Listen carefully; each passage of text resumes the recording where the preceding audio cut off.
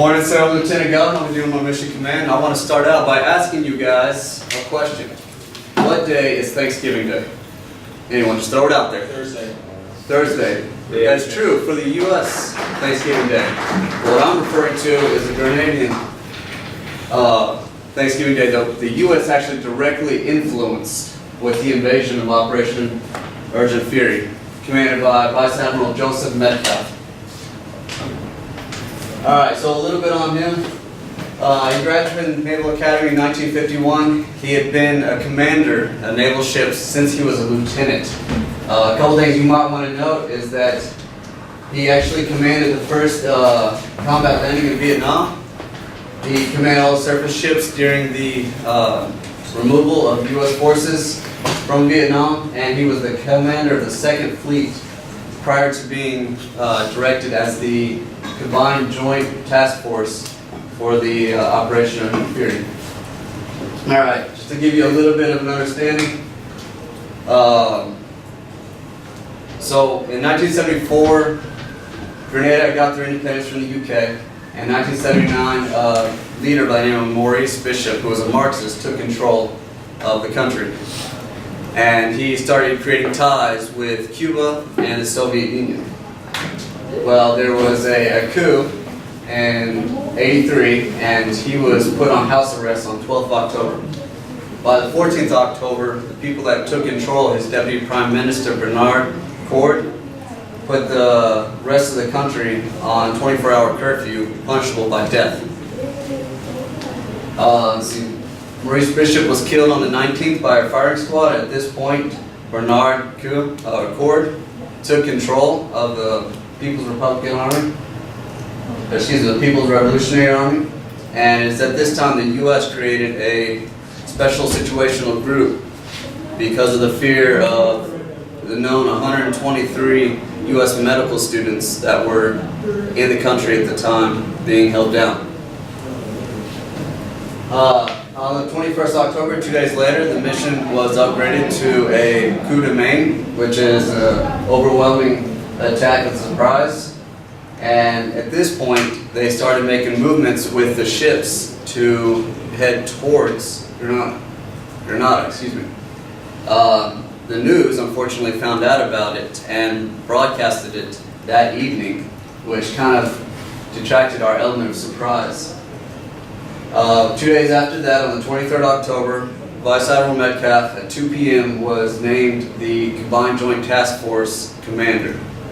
2 hours after him, they assigned Major General Schwarzkopf, who you might remember from the earlier brief, to be his ground force advisor. And then, within 39 hours from him being named the commander, they infilled into Grenada. So to give you a little outline, they actually created a line right here, and they had the Marines up here, the Army down here, and the naval ship blockading the island of Grenada, which is out in the Caribbean, right above Venezuela. So this was the first combined joint task force that was under one commander from one of the branches. It was also a multinational force, and it was the first major battle after Vietnam. And you can see that we actually supplied 7,300 forces. About 6,000 of those were from the 82nd, some of them from 2P, the 505th, my first unit. Now, kind of want to set the stage for you guys. So, a lot of people will refer to You're My Invasion of Grenada, or You're My Grenada, as an unlosable battle. But there was a lot of blunders that came with this battle under the skin. So they had 39 hours to plan for joint joint operations. They had no understanding of the enemy's situation because since 1979, throughout those 4 years, they had no real interactions with the country. So they had initial estimates of 1 in 2,000, 2 to 5,000, and 250 armed Cubans, which is a widespread. Their secrecy impeded their proper planning. So they actually did not get some of the intel, and they did not have some of the proper logistics planned because they were trying to keep everything under wraps. But they also lost the element of surprise because of the news. Vice Admiral Metcalf had no knowledge of ground warfare and openly admitted it. They had no proper maps, though they didn't have any of the MGRS maps. All they had was tourist maps for about 3 years old. They also had no, the tactical ground forces did not have the proper communication infields for their radios to be able to communicate to the ships. They could see them, they couldn't communicate with them. So they couldn't call for fire, they couldn't really communicate with the ships. And they were even known to having sent communications to Fort Bragg so it could be relayed back to the Independence, or using a payphone to call for fire. Aircraft navigations malfunctioned. They had Rangers that were dropped in the light of day because the navigation malfunction, which put them under fire coming in. Medical personnel was short. Helicopters had to learn to land on the vessels. No civil affairs or public health personnel. Inadequate logistics, which delayed troops and fuel. No PSYOPs to urge the Grenadians to cooperate with U.S. forces. They attacked their own U.S. forces with aircraft because of bad intel. Fortunately, there was no casualties on that. There was no pool of reporters. Probably not a bad thing. They were told 24 hours prior to the invasion that they must, for the initial push, bring in the Caribbean forces. But as Vice Admiral Metcalf said, too little too late, and so it did not actually happen. And this all was signed into action with less than 12 hours to the invasion by President Reagan. Plus the Iranian hostage was big on everyone's mind at the time. They did not want to have that occur again. But he did some great things for Mr. Command, who actually saved a lot of lives. He built cohesive teams through mutual trust. So Navy style and Army style, it's almost polar. But he built a good relationship with Major General Schwarzkopf that actually allowed for the ground forces to be controlled more properly.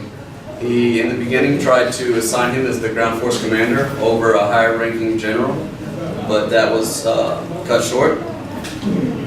He then just had him as an advisor, but after the first day, he assigned them and said, hey, will you plan the next day's land attacks? Because he knew he was incapable of actually doing land warfare. And that evening, the second day, he actually designated him as the, unilaterally designated him as the deputy commander for the Joint Task Force. He instilled discipline initiative. He did not create a joint plan. A couple reasons, really short on time. Other reasons, he did not have the knowledge to control them, so he gave that to the commanders on the ground for each of the branches to control their own. So he gave them what we're going to do, their objectives, and let them take control. So he did micromanage. He created a shared understanding. He still let them know he was in charge. He wanted them to remain flexible and agile. And in case something came up, because of the lack of intel that they had, he would make the call. And he also created the lines of separation between the different branches so they knew where they were operating in. Except pruning risk. He took a couple risks on his own. One of them was the bombing of Fort Fredericks, which they realized was the enemy's headquarters and stronghold. This actually helped expedite the takeover of Grenada, but after they found out, it was right next to a hospital, a mental hospital. They had already removed most of the able bodies, the Grenadian forces, but they had locked up about 17 mental patients in one of the wings, which ultimately those individuals died. He also blockaded the media for a few reasons. He had a bad taste in his mouth from Vietnam. He didn't want to have to ferry them back and forth during the invasion when he was more concentrated on the initial push. And he was trying to blockade from forces coming back in to support the Grenadians from Cuba. And a few days later, he was asked by the reporters who were trying on a boat to get to the island, what would happen if we wouldn't turn around? because he was firing shots over their bows. And he bluntly said, "We would have blown your ass right out of the water." So in conclusion, he performed a lot of good command missions that ultimately led to a low number of lives lost by U.S. forces and a grand number of forces between the Grenadians and the Cubans either killed or captured. And it's to note that these 19 U.S. soldiers, about half of those were because of our own fault. We went in too hot and we went in blind, and we made too many mistakes, which ultimately cost the lives of some of our soldiers. But in the grand scheme of things, it was known 123 U.S. medical soldiers, or medical students, excuse me. It actually ended up being 599 U.S. citizens that were rescued, plus 121 foreigners. And they realized that they had captured documents from Cuba and Soviet that let them know that they were actually, the Cubans and the Soviet Union were going to give them $30.5 million for uniforms and weapons and technology, and we're going to train them over the next 5 years. So lesson learned. You may not always know everything going into it, but be flexible. Take risk, utilize those around you, and when you are in command, command. Any questions? That's my brief.